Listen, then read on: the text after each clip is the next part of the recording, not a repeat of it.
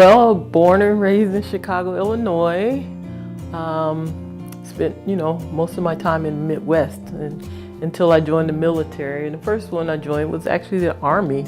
I wanted some money for college, and that's a good way in the U.S. to be part-time in the military, and you go on the weekends and work with the military, and then you do your college or whatever during the weekdays. So I did that for the first 3 years, but I wasn't really that satisfied with that because I wasn't doing college the way I wanted to do college, like live on a campus and everything. It wasn't quite enough money. So what I ended up doing was switching branches, and I ended up joining the Air Force full-time.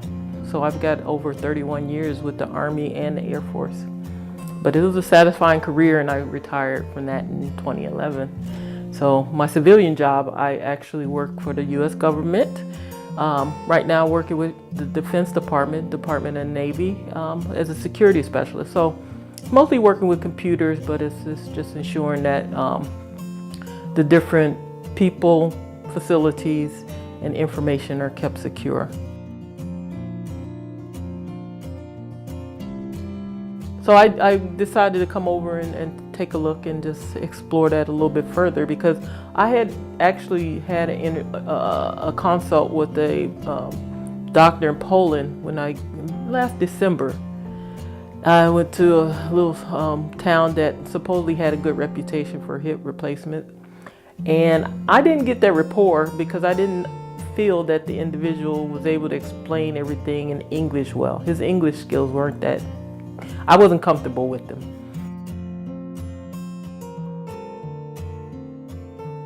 I think it was actually, early August was the first time I came over here. It was easy enough to get around. Like I said, I feel that people speak English better or are more comfortable with speaking English, so that was kind of nice.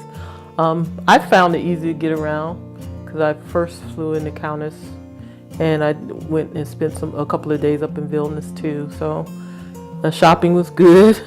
I liked the fact that it's on the euro, so I was able to, didn't have to change over too much money because I already had euros.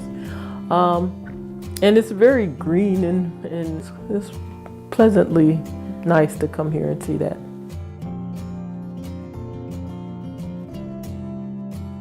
I felt comfortable with the surgeon.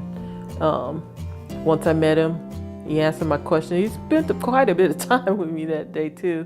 Got some additional x-rays and looked those over, explained everything to me. Actually broke down the actual implant and pros and cons of why he uses certain ones and the different technique or the specific technique that he uses at muscle sparing. Number one is pain relief. I've been, I would say, moderate. Professor asked me how's my pain management, how much, and I was like, well, I don't take too much pain medication. I just take a couple of aspirin or Advil and stuff. It's like, well, that's pain management. Everything is getting more difficult, and then my activity level has just plummeted. I'm a traveler. I travel quite a bit for leisure, and I'll go out in the city. I know one time I walked around Rome. I was in Rome, and I walked around there. Probably when I checked my pedometer, I had walked like 14 miles in one day, and I could never do that right now. I can barely get in a couple of kilometers without paying for it the next day. And so I want to get back to that lifestyle where I'm out doing things I enjoy, even if it's just walking. Maybe I'll never be a runner again, but if I can hike and walk, maybe even ski and do those kind of things I enjoy, then that's worth it. The first time I actually got a ballpark figure on what it would cost was in 2016. And I was living in Tennessee, the state of Tennessee. It floored me actually, because I have insurance because I am a full-time employee with the federal government, so I do have federal insurance, but the cost of single hip replacement surgery in the U.S. state of Tennessee was $42,000 US. So I checked my home state, Illinois, where the initial doctor took the x-rays. That was at $38,000. I checked my beloved Colorado. That's what I really call my adult home because I spent so many years there. They're at $40,000. It's just unacceptable to cost that much.